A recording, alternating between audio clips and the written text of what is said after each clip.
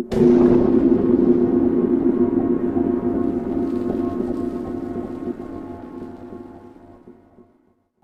तपते हुए मैदान में इमाम हुसैन अलैहिस्सलाम शुजाअत और बहादुरी से जंग कर रहे थे। जुल्फ़कार की तेज धार की वार ऐसी थी गोया आसमान से बिजली गिर रही हो। तीर अंदाजों की तरफ से तीर की बारिश हो रही थी। आपका सारा बदन जख्मों से चूर था। इमाम हुसैन अलैहिस्सलाम दुश्मन की फौज पर हमला करते जाते थे, जिनकी तादाद 30,000 थी, और उन्हें कीड़े मकोड़ों की तरह मुंतशिर कर देते थे। अचानक मिर्जा बरदारों की एक जमात ने आप पर हमला कर दिया। एक सिपाही ने तीर चलाया जो आपके दहन मुबारक पर लगा।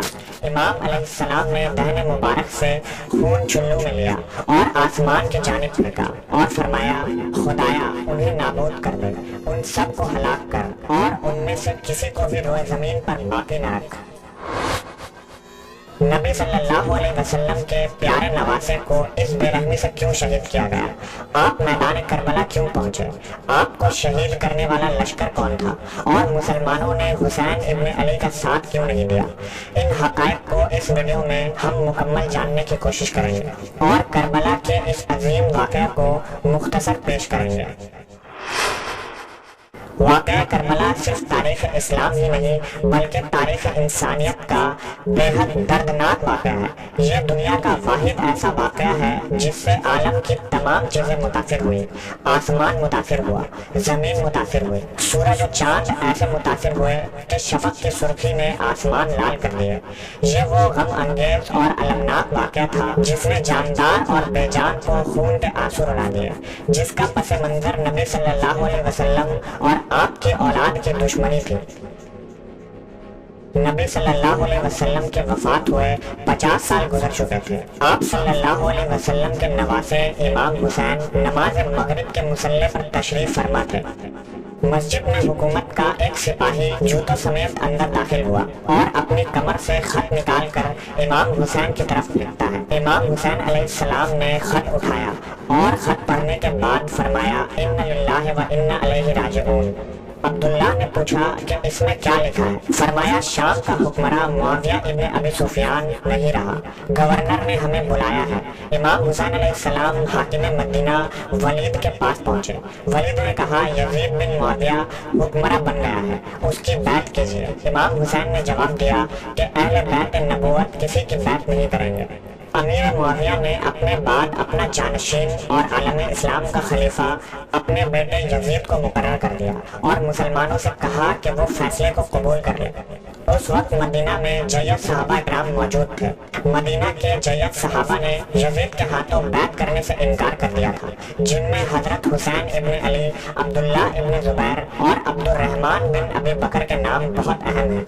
सहाबा इकराम की मुखालफत की वजह यह थी कि अमीर मुआविया ने अपने बेटे को अगला खलीफा मुकर्रर कर दिया था, जो इस्लामी मिजाज और शरीयत के खिलाफ समझा गया। इससे पहले किसी भी खलीफा ने अपनी औलाद और रिश्तेदार को अपना वली अहद और अपने बाद खलीफा मुंतखब नहीं किया था। यह फैसला हजरत हसन के साथ हुए मुआहदे के भी खिलाफ था। जब यह खबर कूफा पहुंचा कि इमाम हुसैन इब्न अली ने यजीद को खलीफा तस्लीम करने से इनकार कर दिया है, तो अहले कूफा जो इमाम हुसैन से बहुत मोहब्बत और अकीदत रखते थे, मुख्तार सख्सी के घर पर जमा हुए और सुलेमान इब्न सुरद रज़ियल्लाहु ताला अन्हु ने इमाम हुसैन को कूफा आने की दावत दी। आपने इमाम हुसैन को खत लिखा कि आप कूफा तशरीफ लाएं, हम आपके हाथ पर बैत करेंगे और आपको खलीफा तस्लीम करेंगे। रिवायतों में आता है कि कूफा से तकरीबन 18,000 खतूत हजरत इमाम हुसैन को मौसूल हुए। हजरत हुसैन ने कूफा जाने का फैसला किया। इमाम हुसैन के नजदीक यजीद का खलीफा रहना जालिम हुकूमत को तस्लीम करना है। यजीद की खिलाफत इस्लाम और शरीयत के खिलाफ थी।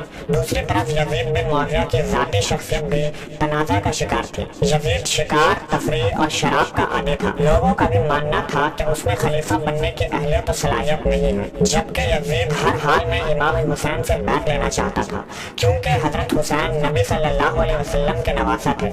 उनकी बैत के बाद ही यजीद की खिलाफत मुस्तहकम हो सकती थी और आलम इस्लाम में खिलाफत की अहमियत तस्लीम की जाती, जबकि امام حسین اسے نااہل سمجھتے تھے اور اس کے خلاف خروج کرنا فرض عین سمجھتے تھے۔ کوفہ والوں پر بھروسہ کرتے ہوئے حضرت حسین پہلے مدینہ سے مکہ روانہ ہوئے اور وہاں اپنے اہل بیت، جانثار اور ساتھیوں کے ساتھ کوفہ کے لیے روانہ ہوئے۔ جب یزید کو خبر ملی تو اس نے عبید اللہ ابن زیاد جو کہ ایک ظالم شخص تھا اسے کوفہ کا گورنر مقرر کر دیا اور اسے حکم دیا کہ امام حسین ابن علی کوفہ پہنچنے کی کوشش کریں تو راستے میں ہی انہیں روک دیا جائے۔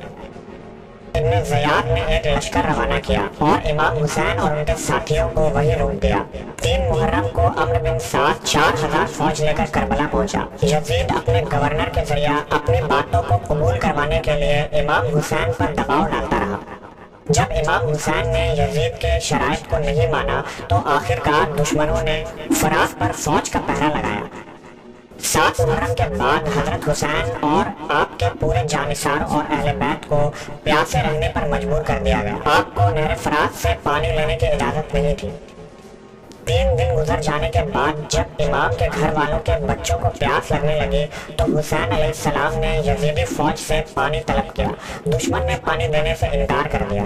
دشمنوں نے سوچا کہ امام حسین پیاس سے ٹوٹ کر ہمارے تمام حالات کو قبول کر لیں گے۔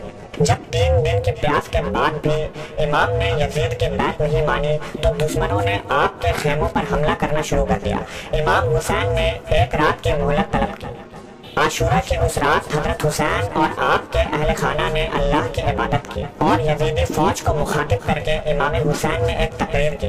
آپ نے فرمایا، اے لوگو جلدی نہ کرو، پہلے میری بات سن لو۔ لوگو تم میرے حسب و نسب پر غور کرو اور دیکھو کہ میں کون ہوں۔ اپنے گریبانوں میں جھانکو اور اپنے آپ کو ملامت کرو۔ تم خیال کرو کہ کیا تمہیں میرا قتل اور میری توہین زیب دیتی ہے؟ کیا میں تمہارے نبی کا نواسا اور ان کے چچیرے بھائی کا بیٹا نہیں جنہوں نے سب سے پہلے اللہ کی آواز پر لبیک کہی اور اس کے رسول پر ایمان لائے؟ کیا سید الشہداء امیر حمزہ میرے والد کے چچا نہ تھے؟ کیا جعفر طیار میرے چچا نہ تھے؟ کیا تمہیں رسول کا وہ قول یاد نہیں جو انہوں نے میرے اور میرے بھائی کے بارے میں فرمایا تھا کہ ہم دونوں نوجوانان جنت کے سردار ہوں گے؟ یزید کی فوج پر اس تقریر کا کوئی اثر نہ ہوا، صرف ذر ابن یزید تمیمی پر اس تقریر کا اثر ہوا اور وہ یہ کہتے ہوئے امام حسین کی طرف آ گیا کہ یہ جنت یا دوزخ کے انتخاب کا موقع ہے۔ عاشورہ کے دن تک آپ کے تمام بیٹوں اور بھائیوں کو میدان کربلا میں شہید کر دیا گیا، جن میں علی اکبر، عباس، علی اصغر، اول و محمد شامل ہیں۔ حضرت امام حسین اور ان کے ساتھیوں نے دشمن کے صفوں پر ٹوٹ کر حملہ کیا، شجاعت اور بہادری کی تاریخ رقم کر دی، لیکن ایک ایک کر سبھی 72 جانشار شہید ہو گئے۔ آخر میں حضرت حسین علیہ السلام کو بھی دشمنوں نے چاروں طرف سے گھیر لیا، لیکن ان میں سے کوئی بھی امام حسین کو قتل کرنے کا گناہ اپنے سر نہیں لینا چاہتا تھا۔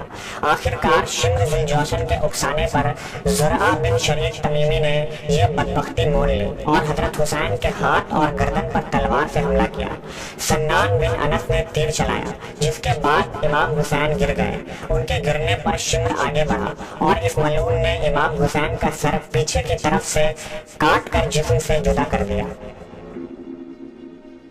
عبید اللہ ابن زیاد کے حکم پر امام حسین کا سر الگ کر کے جسم کو گھوڑوں کے ٹاپو پر رون دیا گیا۔ اس کے بعد تمام شہداء اہل بیت کے سر کو نیزوں کی نوک پر رکھ کر ابن زیاد کے دربار میں لایا گیا اور اس کے بعد آپ کے سر مبارک کو یزید کے دربار میں پہنچایا گیا۔